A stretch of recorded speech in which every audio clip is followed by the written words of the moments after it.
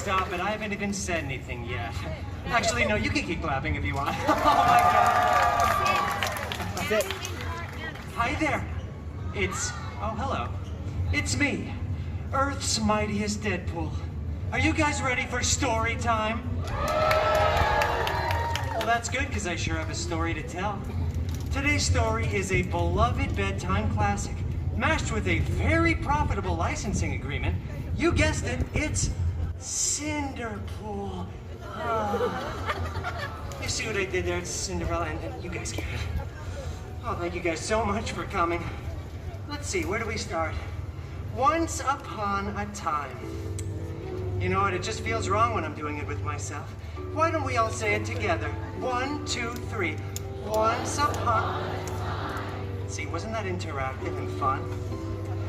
Well, upon that time, once, Cinderpool lived in a big mansion with his shiny-headed step-professor and a bunch of hideous step-mutants. The biggest one, Colossus, was always making up stupid rules that no one cared about. Like, please stop labeling other people's food in the fridge with your own initials, and for the love of Feige, stop hanging your underpants from the ceiling fan. The other main step mutant, Negasonic Teenage Warhead, oh, such a cool name, was always just texting and rolling her eyes.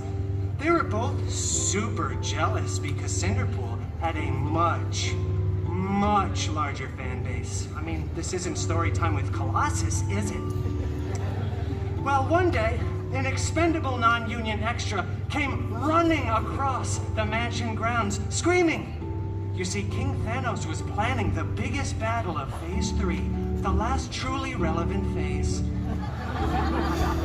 Well, Cinderpool really wanted to go to the big battle, but Colossus said, no, too dangerous. Cinderpool don't know how to be part of team.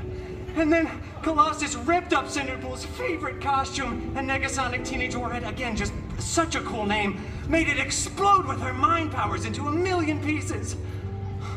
Cinderpool was very devastated and felt very vulnerable and exposed. Cinderpool ran out onto the mansion grounds, stumbling for dramatic effect, when suddenly, out of nowhere, a big and very strange, sparkly circle appeared. And from out of that big, strange, sparkly circle walked out Cinderpool's very hairy god mutant, Wolverine!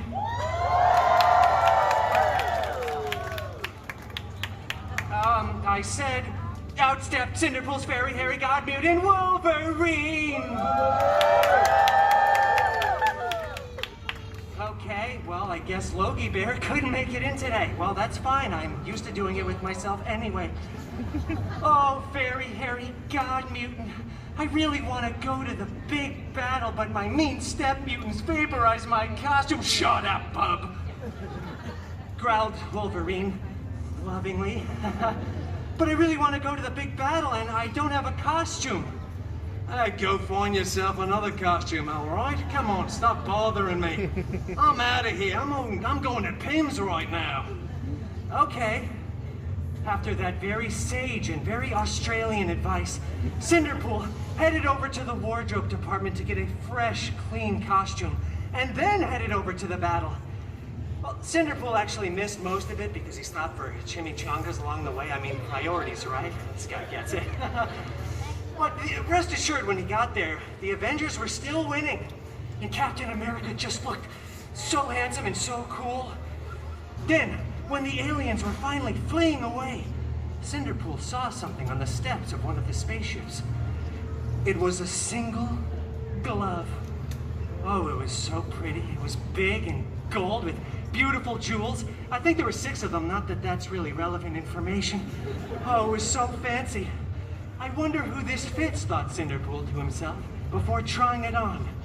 After some clicking, whizzing, and whirring, it fit right to Cinderpool's arm. All of a sudden, Iron Man came flying in out of left field, screaming, saying, "Hey, take that off. This is my sacrifice to make. I really don't want to be Iron Man until I'm 90. Okay? In fact, I would rather be doomed than play Iron Man again."